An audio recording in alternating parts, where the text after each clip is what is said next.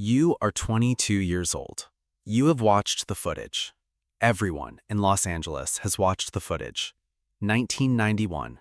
A man on the ground, 4 officers. A city that burned for 6 days after the verdict. You were 7 years old when it happened. You've thought about it ever since.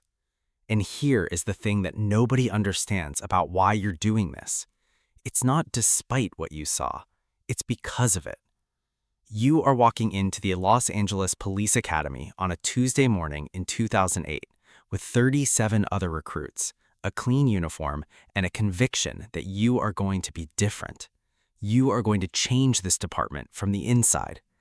That is what every single person in this building has told themselves. This is the last innocent day of your career. Level 1, the Academy Trainee. The Academy is 6 months. You will run. You will be screamed at. You will memorize use of force policy at 5 a.m. until it lives in your body rather than your mind. LAPD Academy training is among the most rigorous in the nation. Defensive tactics, firearms qualification, emergency vehicle operations, constitutional law. You will learn the law in detail so precise that you can quote it in a deposition. You will also learn, quietly, through tone and culture and silence, which laws get enforced, on whom, in which neighborhoods. Nobody teaches that part in a classroom. Level 2, the probationary officer. You graduate. You are assigned to a division, South Bureau or 77th Street or Newton, the neighborhoods the department has always sent its newest officers. For 18 months you are on probation.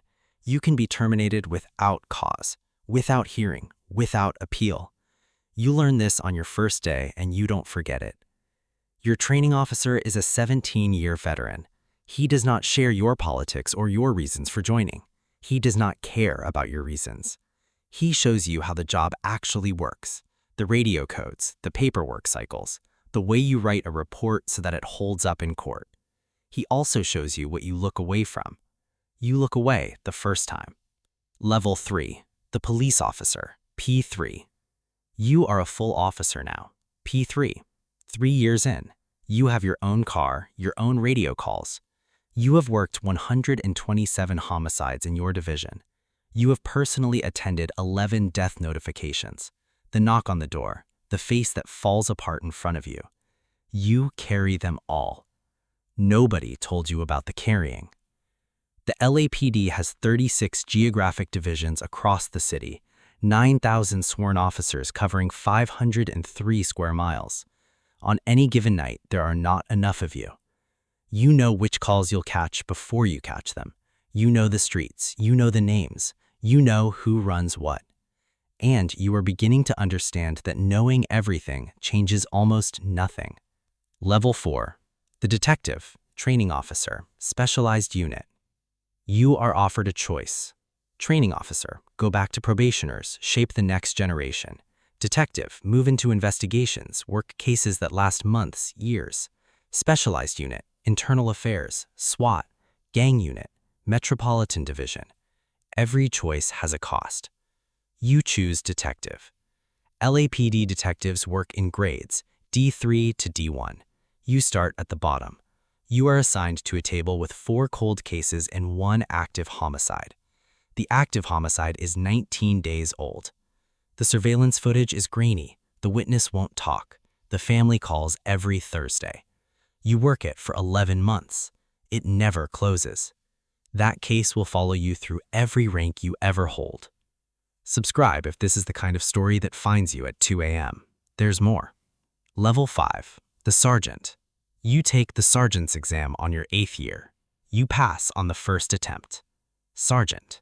You have a watch. You have a team. You are responsible for everything they do, every decision they make, every use of force in every report that crosses your desk. You sign off on things. You were the one asking questions before. Now you are the one whose signature makes something official.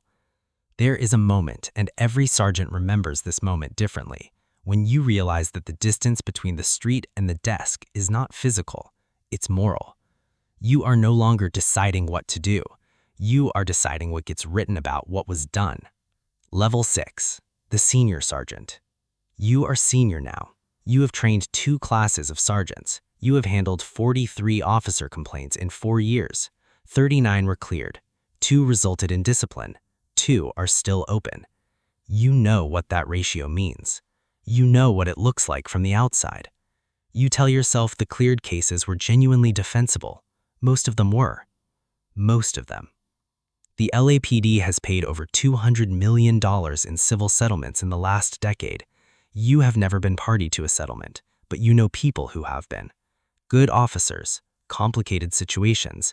The paperwork never tells the whole story. Level 7. The Lieutenant. You are a lieutenant.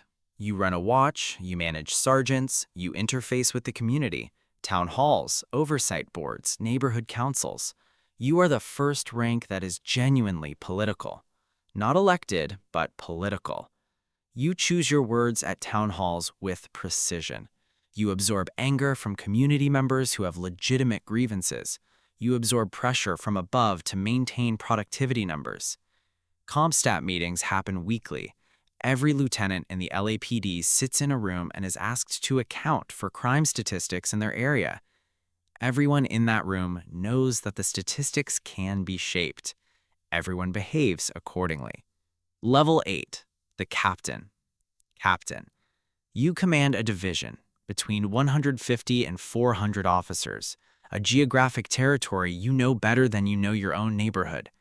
Budget, personnel, deployment. You are the face of the LAPD on your patch of Los Angeles. When something goes wrong, an officer-involved shooting, a use of force complaint, a homicide that makes the news, you stand in front of cameras. You have learned to say the right things. You have also learned that saying the right things is not the same as doing them. You are 41 years old. You barely recognize the 22-year-old who walked into the academy. Not because you've become corrupt, you haven't, but because you've become pragmatic, and you're not sure those are different enough. Level 9. The Commander. Bureau-level authority. You are now managing multiple divisions. Dozens of commanders report upward through you. The decisions you make no longer affect neighborhoods. They affect policies. You are writing the directives that determine how 9,000 officers approach a traffic stop, how a use of force incident gets reviewed, which communities get proactive policing and which get reactive. Nobody elected you.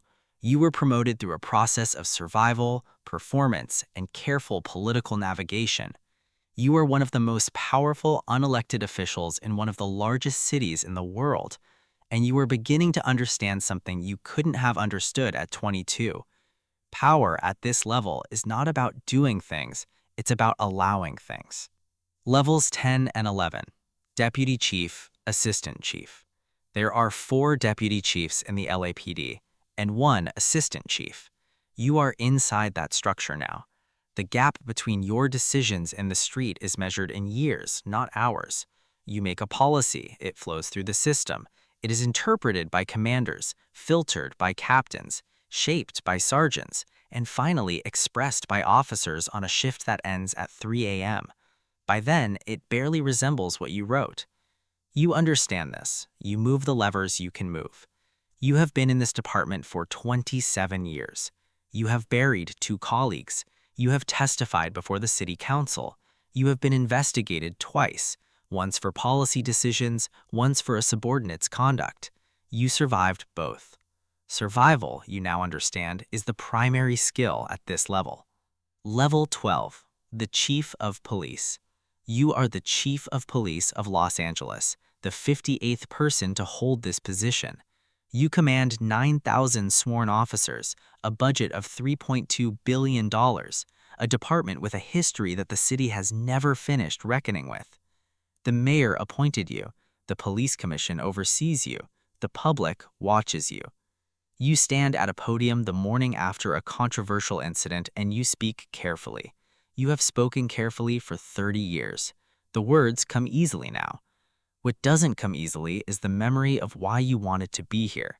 You were 22. You had watched the footage.